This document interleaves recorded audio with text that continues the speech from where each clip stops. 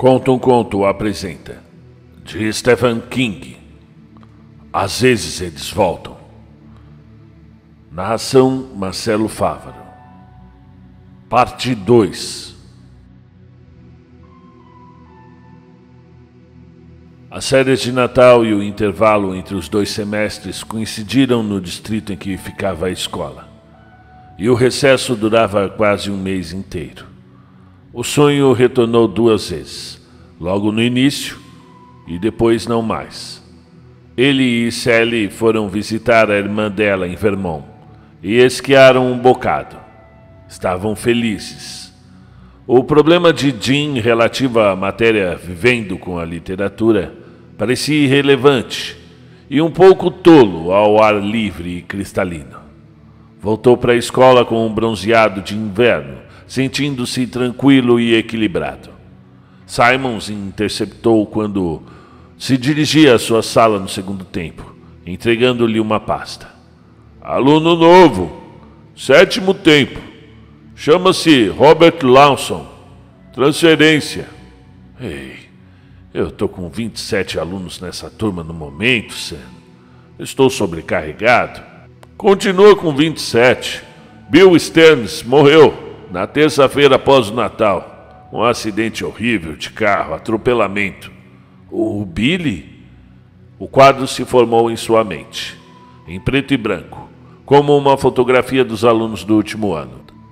William Stearns, K-Club, futebol, Penn Lance, era um dos poucos bons alunos em Vivendo com a Literatura.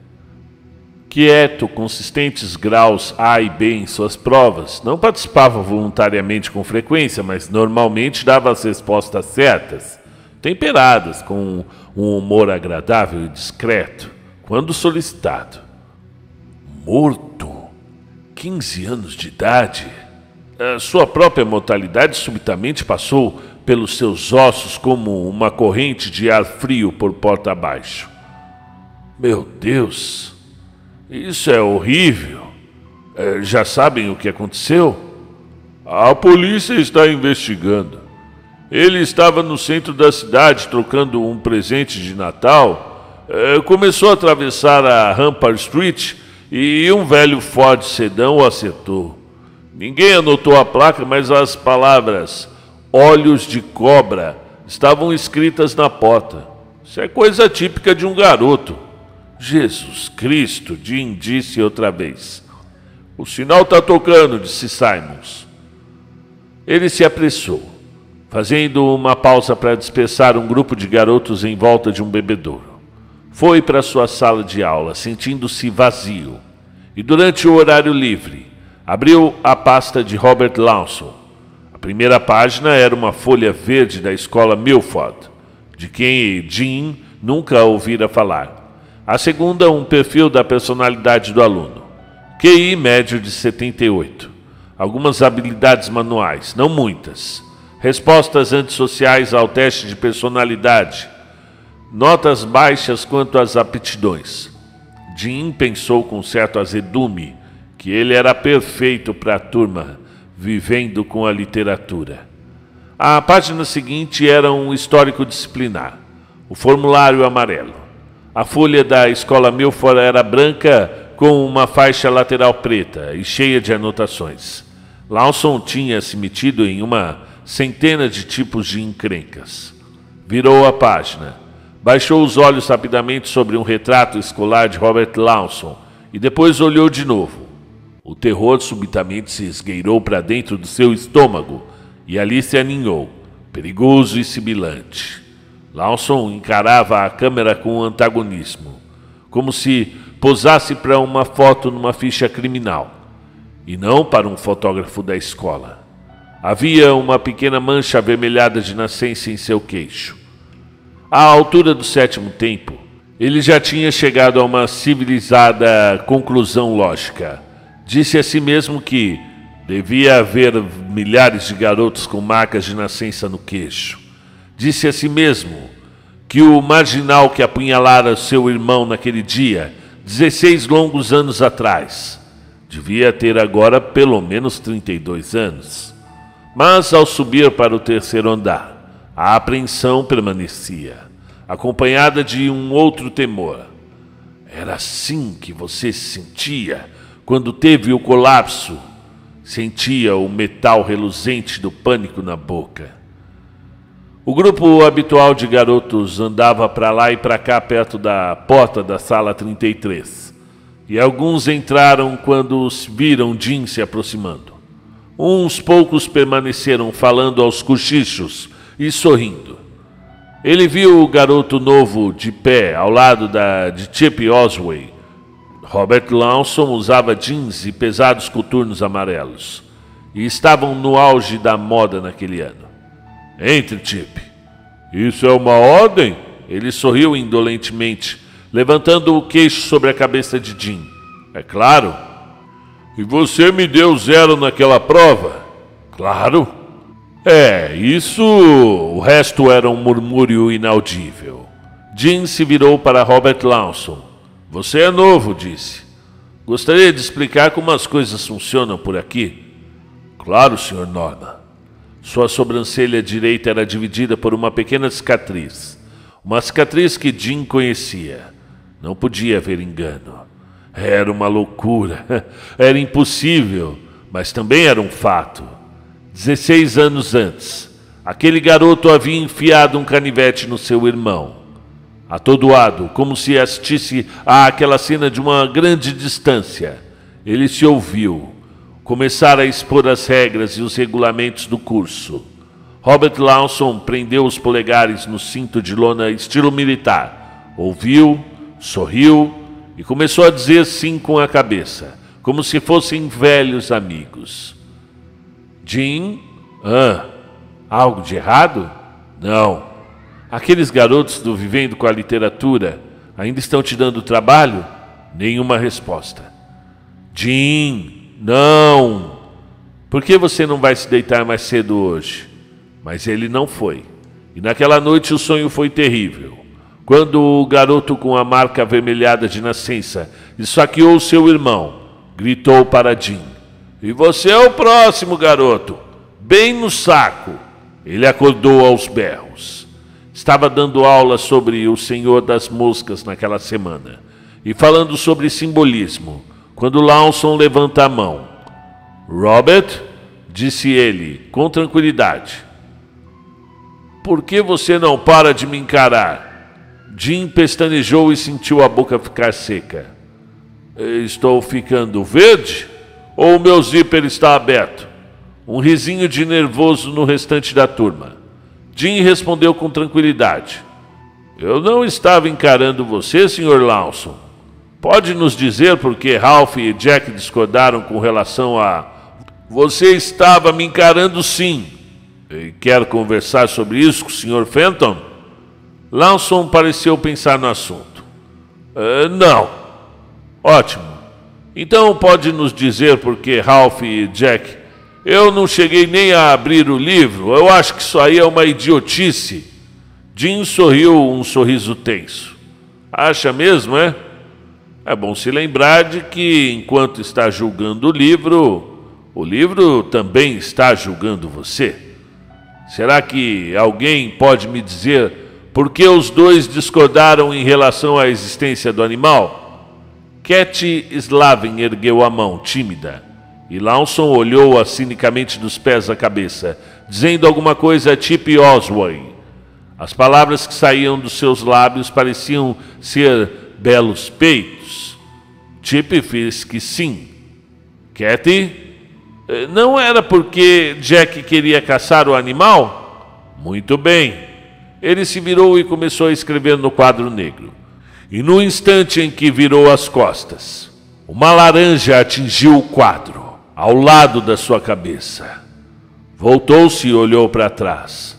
Alguns alunos riam, mas Osway e Lawson apenas olhavam, inocentemente para Jim. Jim se interrompeu e pegou a laranja. Alguém, disse ele, olhando para o fundo da sala, deveria engolir à força essa porcaria. Cat Slavin arquejou. Ele atirou a laranja na lata de lixo e voltou ao quadro negro. Abriu o jornal matutino, bebericando seu café, e viu a manchete, mais ou menos no meio da página. Meu Deus, ele disse, interrompendo a torrente matinal de tagarelice da mulher. Sua barriga lhe pareceu encher-se de farpas. Adolescente morta ao cair do telhado. Catherine Slavin, 17 anos, aluna do colégio Harold Davis, caiu ou foi empurrada do telhado do prédio onde residia, no início da tarde de ontem. A garota, que tinha um pombal no telhado, subira com um saco de comida para os pássaros, de acordo com a sua mãe.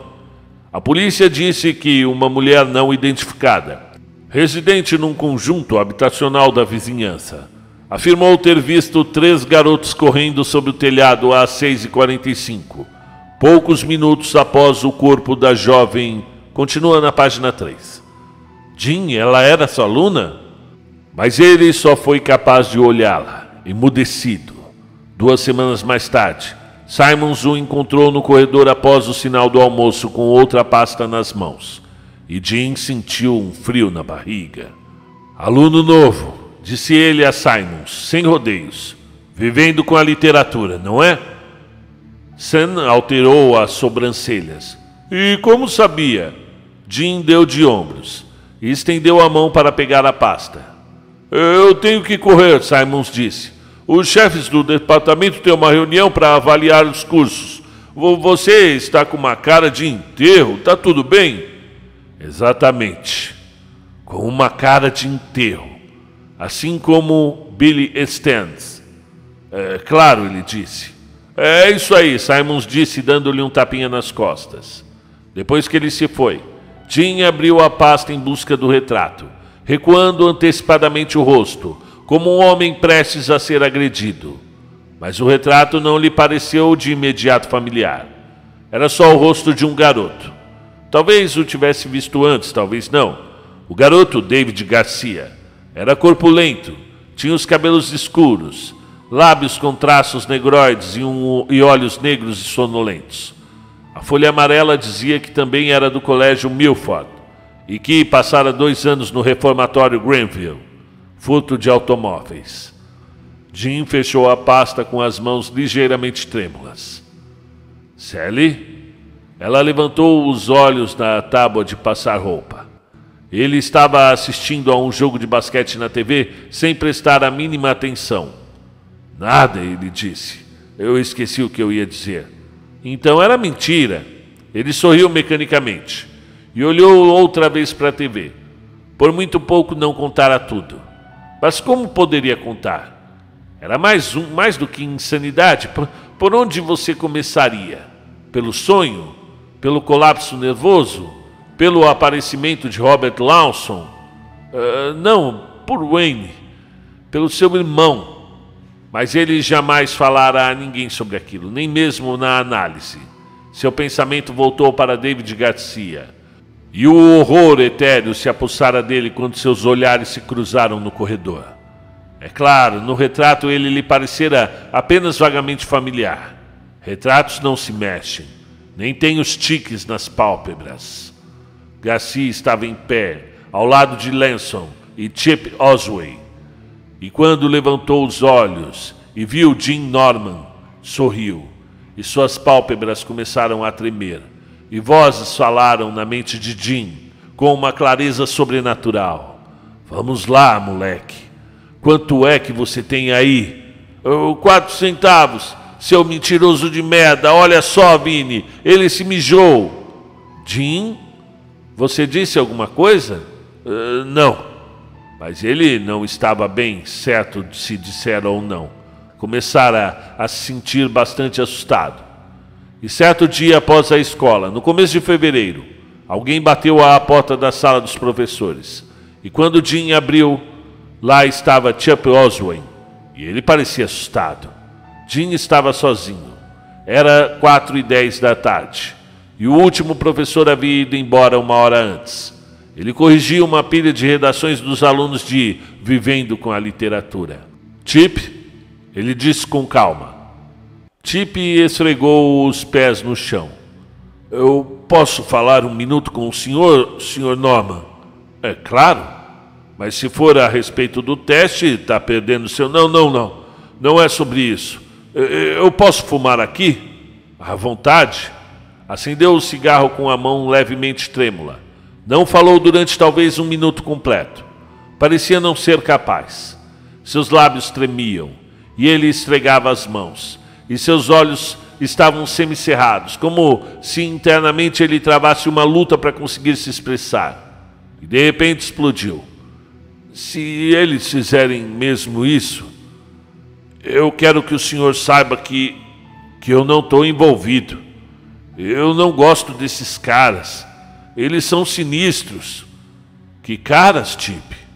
O Lanson e aquele maluco do Garcia.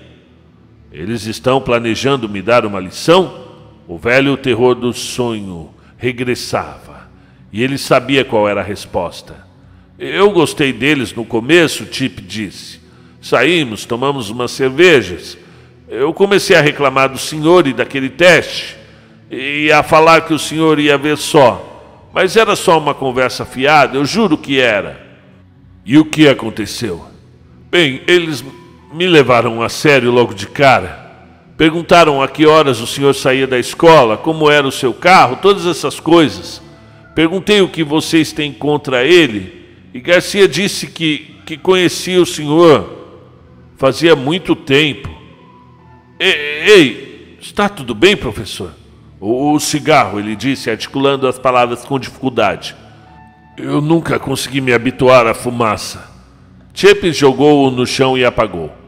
Eu perguntei a eles quando haviam conhecido o senhor, e Bob Lanson disse que nessa época eu ainda mijava nas fraldas.